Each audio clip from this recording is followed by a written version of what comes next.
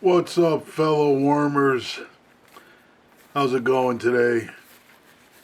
This is New Era Gardener, and we're going to go over a couple of bins. Hope everybody's doing well. Hopefully everybody's worm bins are nice and healthy. And all I'm going to do is I'm going to check on a couple of bins. And this particular bin is an older bin that I didn't change out yet. It was a little on the wet side. So what I did was I put some biochar in it, to kind of help dry it out. This was one of the bins that I actually did do a video on, just showing different techniques that you can use when you're trying to dry out a bin. So that's what I actually did. That has actually helped it. If you watched that video and you saw how moist that particular bin was, it's half of that right now. It's looking real good.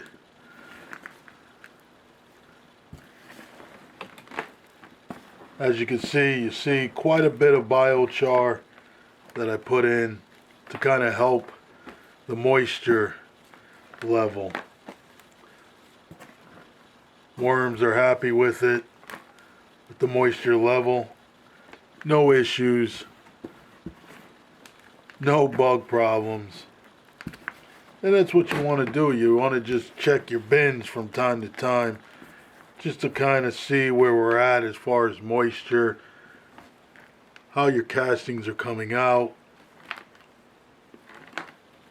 So this bin was not part of the new bedding, which, like everything we do, we revolve. So we go from one thing to the next. And this bin is all coconut coir and newspaper, but there is no newspaper in here now. The worms did a good job of devouring the paper as food. So that's a good bin. That's what you want to do. It's one of the things you can do when you have a bin that is actually too moist and you want to kind of control the moisture. You can either add more bedding that isn't so moist, and that'll also help up, or you can just put newspaper and cardboard in it. Those two things will start to dry up the castings and pull out a lot of that moisture. You can leave the top off, leave it open if you have a container. I have a container that has a top that folds in. I put in filter fabric. I can keep the filter fabric off, but I'm good with the moisture that this bin actually has. So this is what you can do when you're trying to control the moisture. And it worked. So I'm happy with it. I did a couple other bins like that, so I know what the results are going to be, but that's what you want to do. So there's really nothing to show with this bin. I am going to feed this bin. I'm going to feed this bin my trusty shredded alpaca manure. I'm going to give them quite a bit. And that's what I do. When I get close to going to harvest, I don't add any moist food in, any type of greens or scraps in it. I just actually just give it some manure, and that helps it out. So I'm happy with that bin, and no bug issue. So we're gonna go on to the next bin. This is a bin that was harvested around 10/1, and this bin is the newspaper and alpaca manure. I mean, look at those worms. Nice fat worms. Nice fat worms. They're always eating, so. But for my other bins that I did the test with, you guys remember that when I did the test with the bins, that went for 3 months, and that worked out very well. Good castings. So I was very happy with that. The worms were very happy with it. Good moisture. There's not really much to talk about, but look at those worms. I mean, they're nice, fat, happy worms from being in the manure. So you get little chunks of manure. You can, when I shred it, I just put it right back in. So, but that bin's good. No issues. Good moisture.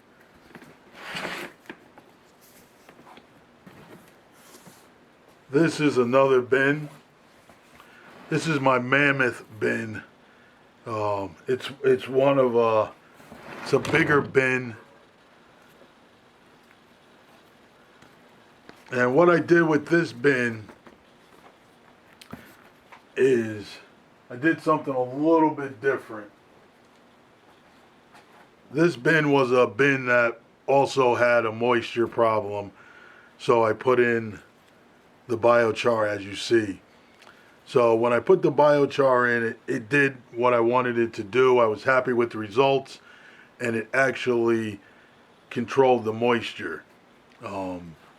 So instead of totally starting fresh with this bin, all I did was add about 2 layers, 2 inches layer of alpaca manure, you know, the bedding with the newspaper and all of the minerals. Just the same stuff, the bedding that I made up. And that's all I did. I put a nice layer of that in this bin and allowed it to go through its course. This bin was done on 10-1. I mean, as you can see, there's nice healthy worms. I'm a little concerned. I think some of these worms may not be red wigglers. They're kind of big. I don't know. Someone tell me. What do you think? Is it just because the fact that they're eating a lot of manure, so they're just getting bigger for that reason? But some of these worms, even though they're red, they're a little big. And I'm just wondering. But I'm happy with it. It's looking good. And because I only put in a 2-inch layer of the new bedding, I may put another 2 inches or an inch of more bedding on top of this and let them devour that. Didn't take long for them to kind of go through it, so I'm happy with that. But that's another good bin.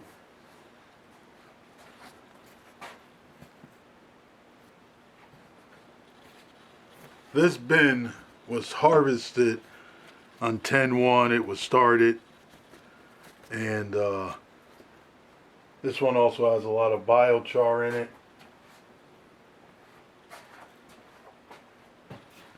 And as you can see, these were the original worms that were in this. No additional worms added to this one. And as you can see, there's plentiful worms, and they're nice and big. So they're making quick work of this manure. So I'm very happy with that. So I'm wondering if anybody else is using manure also, and how it's working for them.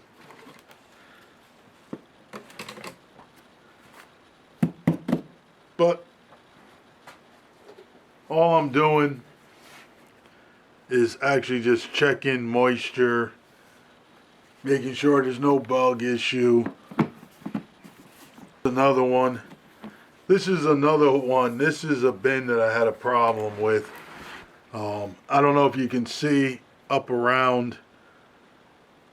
It actually has diatomaceous earth, because I had a problem with this bin with mites.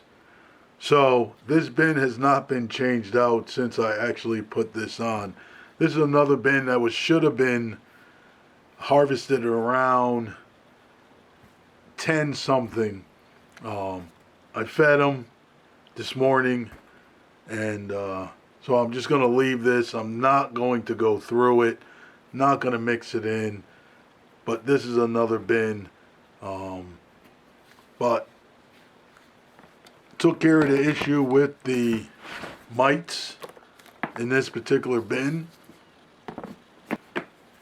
And I'll tell you this. This is one bin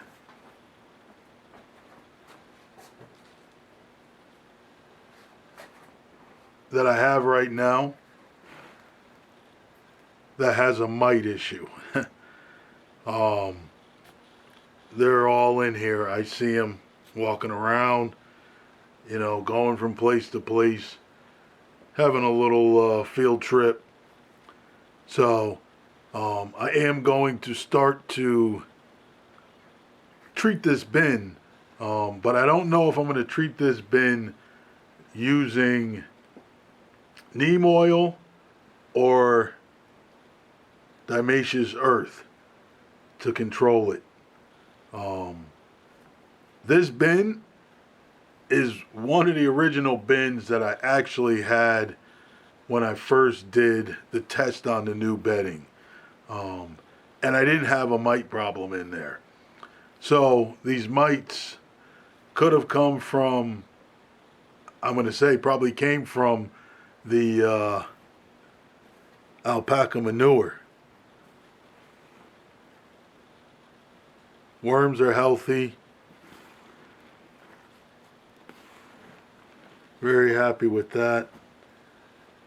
Once again, this is original bin, same worms, nothing added to this. So I guess maybe my concern that those worms might not be all red wigglers is not founded.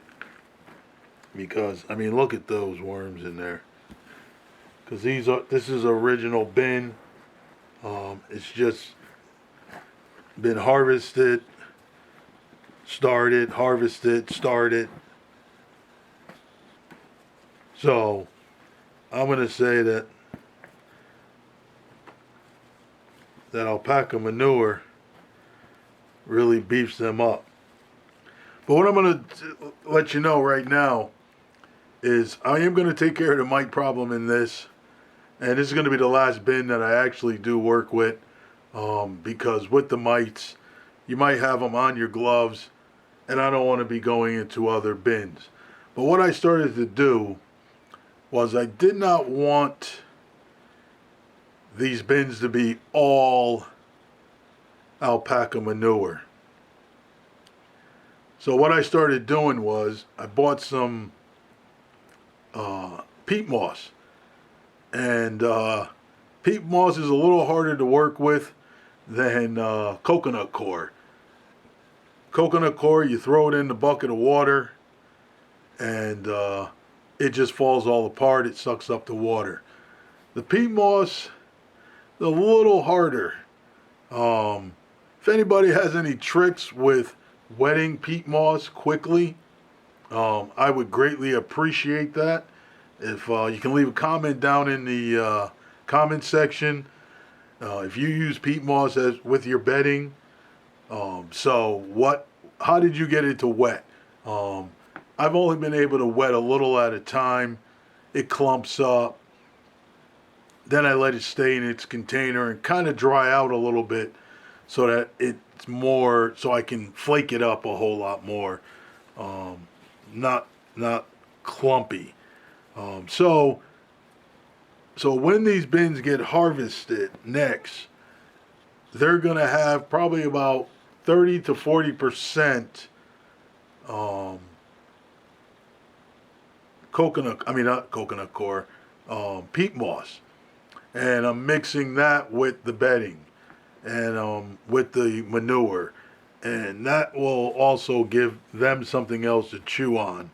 Because I don't want my castings to be all manure. Because then you're going to have great casting because the manure going through their body, getting all the bacteria and all the microbes. Yes, you're going to have good castings, but it kind of probably kicks them up a little bit more by having the manure. I haven't done anything as far as planting with it yet. We're at the end of the season, so there's nothing going on. But, so that's what I'm going to start doing. So I made up probably about 5 buckets and for some bins that are going to be coming up soon. And I'm going to use that and see how that works. I don't think it's going to be a problem. It does have the manure mixed into it.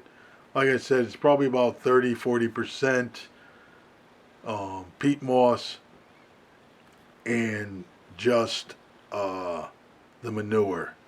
But this bin, I'm going to let the worms go down. Then I'm going to figure out how I'm going to treat this bin. If I'm going to use the diatomaceous earth, or I'm going to use the boy, lost my words. Or if I'm going to use the neem oil. I think they probably both do the same thing. They dry them out, but I think that the neem oil might work a little faster.